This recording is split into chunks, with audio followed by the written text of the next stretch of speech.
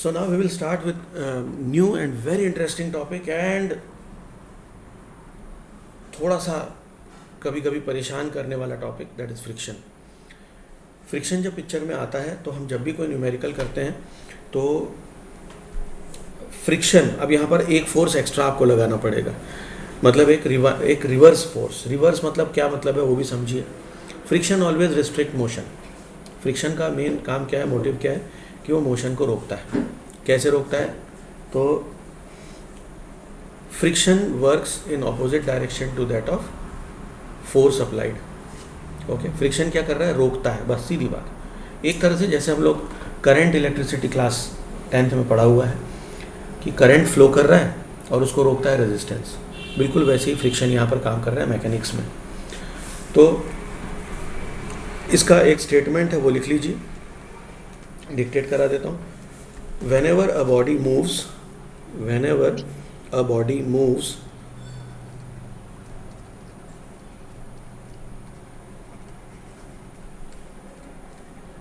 whenever a body moves or tends to move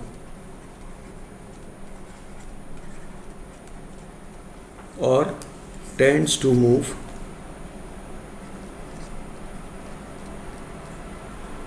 over a surface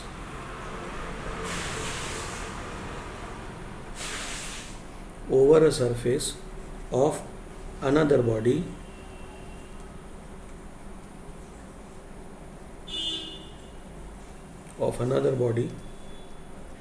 a force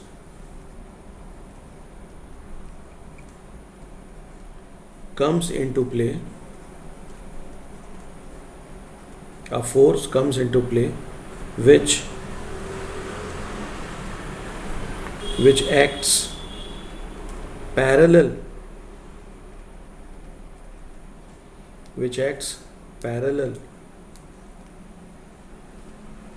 to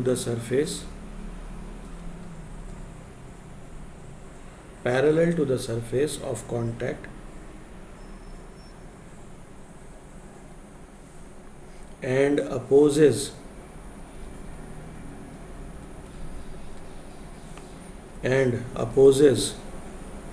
the relative motion.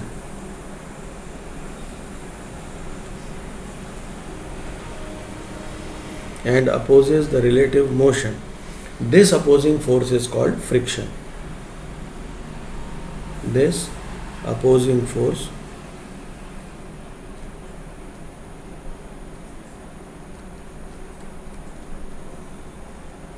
is called friction. ठीक है, तो friction क्या है वो समझ में आ गया. तो फ्रिक्शन में अलग अलग टाइप की वैरायटी भी आएगी. फ्रिक्शन क्या करेगा वो भी देखेंगे. फ्रिक्शन कांटेक्ट सरफेस से क्या रिलेशन है, मास से क्या रिलेशन है, ये सारी बातों को हम कंसिडर करेंगे. ठीक है, आपको क्या लगता है किसी ऑब्जेक्ट को अगर हमें मूव करना है तो फ्रिक्शन कौन कौन से फैक्टर्स पर डिपेंड कर सकता है? मास. उसके खुद के मास पर, है ना, because mass is inertia is inertness to change. Resistance मतलब जो फ्रिक्शन है वो भी अपोज करता है. इनर्शिया अधिक होगा तो आपको फोर्स अधिक लगेगा उसको मूव करने में, है ना, क्योंकि अगर आप स्पेस में किसी बड़े मास को मूव करना चाहते हैं तो कुछ ज़्यादा फोर्स नहीं लगता है. आपने हल्का सा भी उसको अपनी तरफ से एक फोर्स लगा दिया जो उस पर एप्लीकेबल है, अनबैलेंस्ड होना ज़रूरी है, तो वो ऑब्जेक्ट भी मूव कर जाएगा. ठीक है, तो फ्रिक्शन यहाँ पर जो है वो प्ले करेगा. सरफेस कितना स्मूथ है उस पर भी निर्भर करेगा. तो फ्रिक्शन जो है ये दो बातों पर निर्भर कर रहा है. एक तो सरफेस इन कांटेक्ट, ठीक है, the two surfaces in contact, दोनों बातें आएंगी. ठीक है, मान लो आप 5 kg के दो बॉडीज़ को मूव कर रहे हैं. ठीक है, जो हमारे पूर्वजों ने करके देखा, जो डिस्कवरी ऑफ व्हील जो हुई है ना, उसमें अगर मान लीजिए यू हैव 5 kg, एक वेट है, इधर भी 5 kg है, इसको आप नॉर्मली पुश कर रहे हैं, मतलब स्लाइड कर रहे हैं, जबकि यहाँ पर रोल कर रहे हैं. ठीक है, तो कुल मिलाकर रोलिंग फ्रिक्शन और स्लाइडिंग फ्रिक्शन, यहाँ दो अलग शब्द आ जाते हैं. Sliding friction will definitely be more because area of contact अधिक है. ठीक है, जबकि दोनों 5 किलो के, 5-5 किलो मान लेते हैं कि along with wheel and all every thing, ये भी 5 kg का है, ये भी 5 kg का। एक एग्जाम्पल ले रहा हूँ 5 kg, ठीक है, ये बताने के लिए कि दोनों के मासेज इक्वल है अलॉन्ग विथ व्हील, ठीक है। तो ये अलॉन्ग विथ व्हील 5 kg है, ये ओवरऑल जो बॉक्स है वो 5 kg का है। एक को आप स्लाइड कर रहे हैं, अच्छा जो सरफेस हैं वो दोनों के सेम है, मान लो जिस पर आप स्लाइड कर रहे हैं वो दोनों सरफेस सेम है, तो स्मूथनेस वगैरह को भी अगर हम कंसिडर करें तो वो भी सेम है। लेकिन हम पाएंगे कि यहाँ पर आपको फ्रिक्शन सेकंड केस में कम लगेगा, जबकि इधर फर्स्ट केस में ज़्यादा लगेगा। आई होप ये बात समझ में आ गई, ठीक है। Yes sir. तो ऐसे अलग अलग चीज़ें, अलग अलग कंसिडरेशन आएंगे जिन पर हम फ्रिक्शन के ऊपर चर्चा करेंगे। So let us start with the understanding कि फोर्स ऑफ फ्रिक्शन किस तरह से काम कर रहा है और इसमें कौन कौन से टर्म्स यूज़ होंगे। So let us draw one diagram जिसमें एक प्लेटफॉर्म के ऊपर एक हॉरिजॉन्टल प्लेटफॉर्म है, इसके ऊपर एक ऑब्जेक्ट है, लेट अस से एक object is placed over it and it is pushed in a direction like this. इसको मैंने इस डायरेक्शन में पुश किया which is in horizontal direction, सीधी बात, ठीक है। इस डायरेक्शन में मैं इसको फोर्स लगा रहा हूँ। Now considering that object is not moving, अब समझिए बात को मैं कहना क्या चाह रहा हूँ। Considering that object is not moving, अच्छा एक वेरी वेरी इंपॉर्टेंट बात, class 11th concept, class 11th के लिए बहुत बड़ा कंसेप्ट है। हम जब भी किसी मोशन की भी बात करते हैं तो ये हम ये मान के चलते हैं कि मोशन नहीं हो रहा है। आपको बैलेंस बनाना है, इक्वेशन बनानी है, तो इक्वेशन तभी बन सकती है, बैलेंस तभी बन सकता है जब देयर इज़ नो मोशन। ये बात समझ में? तो हम जब भी फोर्स की बात करेंगे तो फोर्स को हम इक्वेट कर देते हैं फ्रिक्शन से। क्यों कर रहे हैं? या तो अगर मोशन की बात आती है देन, जैसे हम लोगों ने अभी इक्विलिब्रियम लिया, पुली सिस्टम लिया, ऑब्जेक्ट इन कॉन्टैक्ट की बात की, है ना, तो उस तरह से आपको कंसिडरेशन करना होगा। या हम ये मान के चलें कि there is no motion, however force is applied, ठीक है। तो फोर्स मैंने लगा दिया, इसको हम कैपिटल F से डिनोट करेंगे। ये अब हमारा नॉर्मल एक साधारण नोटेशन इसी प्रकार का होगा। मैं इसके आगे जब भी कैपिटल F लिखूंगा दैट इज़ फोर्स अप्लाइड। तो इसको अपोज करने के लिए यहाँ कॉन्टैक्ट पॉइंट पे एक फोर्स लग रहा है, ठीक है, ऐसा, and equal in magnitude and opposite in direction, इसको मैं स्मॉल f लिख रहा हूँ which is force of friction. तो इसके आगे मैं जब भी फोर्स ऑफ फ्रिक्शन को कंसिडर करूँगा आई विल बी राइटिंग ऐसा छोटा f, ठीक है। आप क्या कर सकते हैं, इस एरो को मैं समझाने के लिए इस सरफेस पर बता रहा हूँ, यू में draw it directly along with force. तो मैं फोर्स को अपोज करने के लिए इस डायरेक्शन में फोर्स ऑफ फ्रिक्शन लगा देता हूँ। ना नॉर्मल रिएक्शन की बात करते हैं, mg नीचे की तरफ चलेगा और mg को बैलेंस करने के लिए रिएक्शन फोर्स लगेगा। So we have reaction force here, mg here, ठीक है। फोर्स ऑफ फ्रिक्शन यहाँ पर क्या करेगा, कितना लग रहा है, अगर वो हमें डिटरमाइन करना है तो नॉर्मल फोर्स और R, मतलब R is normal force, reaction क्या है, नॉर्मल फोर्स है। तो रिएक्शन और फ्रिक्शनल फोर्स पे अगर मैं एक ऐसा कंपोनेंट निकालूं रिजल्टेंट वाला, तो ये होगा हमारा force which is applied by contact, ये जिसको हम कॉन्टैक्ट फोर्स कहेंगे, ठीक है। इस फोर्स को क्या नाम देंगे हम, कॉन्टैक्ट फोर्स।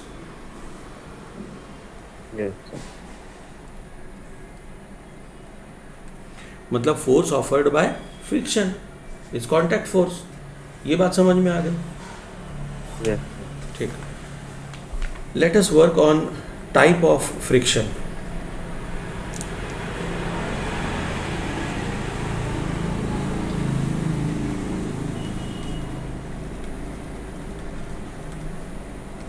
टाइप्स ऑफ कर दो, types of friction. Now we have different types, जिसमें पहला है स्टैटिक फ्रिक्शन,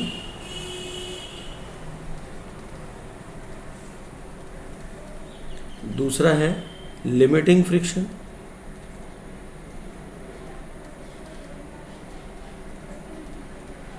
और तीसरा है काइनेटिक फ्रिक्शन।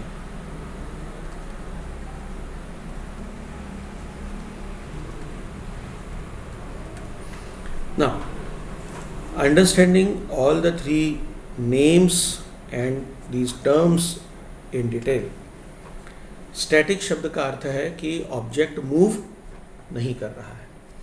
अगर ऑब्जेक्ट मूव नहीं कर रहा है तो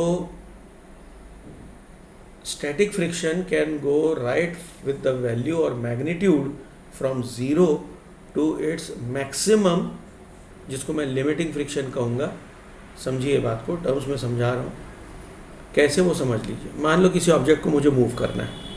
आपके घर में सोफ़ा सेट रखा हुआ है, उसको आपको धक्का देना है, मूव करना है. एक छोटा सा बच्चा आता है 2 साल का 3 साल का और उस पर ऐसे लीन होके खड़ा हो जाता है. ठीक है, क्या वो फोर्स लगा रहा है मोशन के लिए? यस, क्योंकि वो लीन हो रहा है, उसे टिक गया है उसके ऊपर. ठीक है भैया, समझ में आ रहा है नहीं आ रहा है?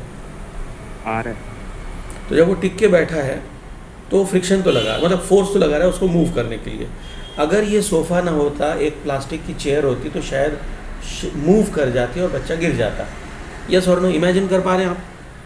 ठीक है. Yes, लेकिन वो सोफ़ा सेट है, इसलिए बच्चा उस पर ऐसे टिक के खड़ा है और वो गिर नहीं रहा है. इसका मतलब यहाँ पर फोर्स तो लग रहा है, ऑब्जेक्ट मूव नहीं हो रहा है. ठीक है. अच्छा, now what we can do, अब आप खुद ही बैठ जाएं पालती मार के और उस सोफ़ा सेट को, जो सोफ़ा सेट है, इस सोफ़ा सेट को आप टिक के बैठ गए हैं. ठीक है, यू आर सिटिंग, पालथी मार के आप बैठ गए और उससे टिक कर बैठे आप. क्या आपके कारण भी फोर्स लग रहा है? क्या ये फोर्स आपको लगता है कि आप बच्चे से ज़्यादा फोर्स लगा सकते हैं? Of course. बच्चे का वजन कितना होगा? बच्चा भी टिक के ही बैठा था, बच्चा भी लीन होके बैठा था ना, ये खड़ा था जो भी था, तो उससे आपका फोर्स ज़्यादा होगा. Yes, okay. अब मान लीजिए आप उस छोटे बच्चे से कहते हैं कि नहीं, यू स्टार्ट पुशिंग इट. तो छोटा बच्चा जो है वो इस सोफे पर ताकत लगाता है and he tries to push this sofa set. अब ये तीसरा फोर्स है. क्या आपको लगता है वो छोटा बच्चा 3 साल का सोफा सेट को धक्का मार सकता है? अगर ये हमारे घर का भारी भरकम सोफा है तो डेफिनेटली नॉट, वो नहीं कर पाएगा. ठीक है. अच्छा, अब अगर मैं यहीं पर कहूँ कि चलिए आप आ जाइए अब पिक्चर में. ठीक है, now you start pushing it. Okay, what do you think, क्या आप इसे धक्का दे पाएंगे? Yes. शुरू में नहीं. You will try to. देखो ये हमारा ब्रेन ना एक्सपीरियंस से सीखता है. तो आपने ताकत लगाई, मूव नहीं किया, फिर आपने थोड़ी और ताकत लगाई. ठीक है, और फिर आपने जो फोर्स लगाया वो ऐसा लगाया कि ये सोफ़ा जो है वो पूरी तरह से मूव करने लगा. आप समझ गए क्या हुआ? आपने ताकत बढ़ा दी, फोर्स बढ़ा दिया. तो हमने अलग अलग फोर्स लगाए, F1, F2, F3, F4, F5. F5 में ऑब्जेक्ट मूव करने लगा. F5 में, इसका मतलब मैंने जो फोर्स लगाया, that is F1 was definitely less than the actual force which was required to move that sofa set. F2 लगाया which is also less. F3 लगाया वो भी less था. F4 condition was also less. F5 condition was also less. लेकिन F5 maybe we can say it was either less than or equal to, क्योंकि अब sofa set हिलने लगा, चलने लगा. yes? तो जो फोर्स रिक्वायर्ड है सोफा सेट को मूव करने के लिए, यहाँ पर जो फोर्स ऑफ फ्रिक्शन लग रहा है case F1, F2, F3, F4 में, क्या ऑब्जेक्ट मूव कर रहा है? नहीं. तो यहाँ लग रहा है static friction and it is always equal to Fs, Fs, Fs, Fs. And we know that as these F1 is less than F2 is less than F3 is less than F4, मतलब धीरे धीरे gradually हमने force को बढ़ाया, तो friction force भी बढ़ेगा ना. स्टैटिक फ्रिक्शन वो भी बढ़ रहा है, मतलब magnitude of static friction is not constant, right. और ये कहाँ से चालू होती है? It starts right from 0. तो ये 0 से शुरू होगी and it will go up to its maximum limit which is called as limiting friction. तो मैंने 2 शब्दों को आपको समझा दिया है. लिमिटिंग फ्रिक्शन को थोड़ा और डिटेल में बताता हूँ. Limiting friction is that friction which is that friction which opposes the force applied in such a way that just by increasing the force very fragmentally, थोड़ा सा minutely अगर मैं force को बढ़ा दूँ तो object will start motion. ठीक है. So what is limiting friction? Limiting friction is that force of friction which opposes motion to its maximum limit, which opposes the force of motion to its maximum limit. इसके बाद motion चालू हो जाएगा. ठीक है. कभी आपने किसी सोफा सेट को धक्का मारा है भैया? कभी धक्का मारा है? Yes sir. तो क्या आपने ये अनुभूति की कि जब आप फोर्स लगाना शुरू करते हैं तब शुरुआत में अधिक फोर्स लगता है, लेकिन जैसे ही ऑब्जेक्ट स्लाइडिंग शुरू कर देता है, मोशन चालू कर देता है, तब फिर आपको ज़्यादा ताकत नहीं लगानी पड़ती, वो खुद ब खुद थोड़ा सा मोशन में आ जाता है by virtue of inertia of its own. तो यहाँ इनर्शिया ऑफ मोशन में वो ऑब्जेक्ट खुद आ जाता है. तो आपको अब जो अप्लाइड फोर्स है वो थोड़ा सा कम लगता है. ये बात समझ में आई? अब इन्हीं सारी बातों को मैं एक ग्राफ के थ्रू बता रहा हूँ, इसको समझें. ठीक है. और ये आज का एक लास्ट टॉपिक होगा.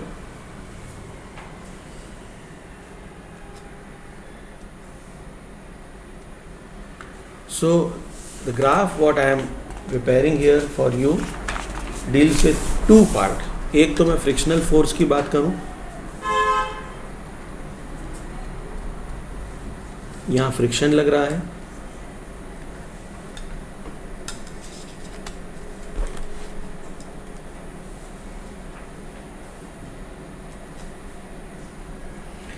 And applied force. दो चीजों के ऊपर हम ग्राफ बना रहे हैं.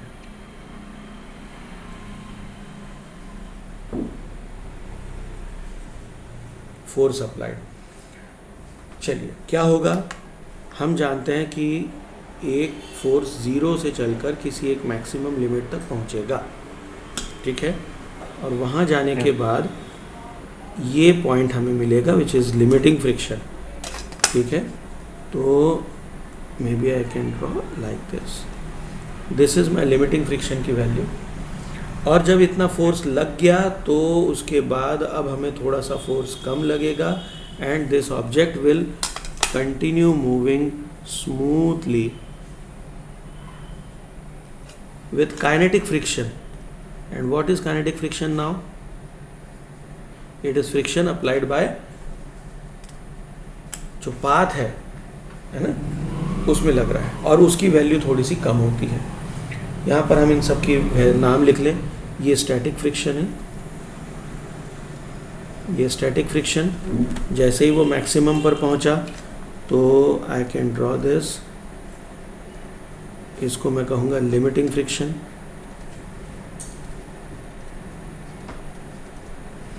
ये लिमिटिंग फ्रिक्शन है.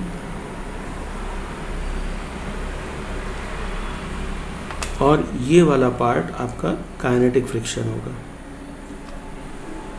ओके.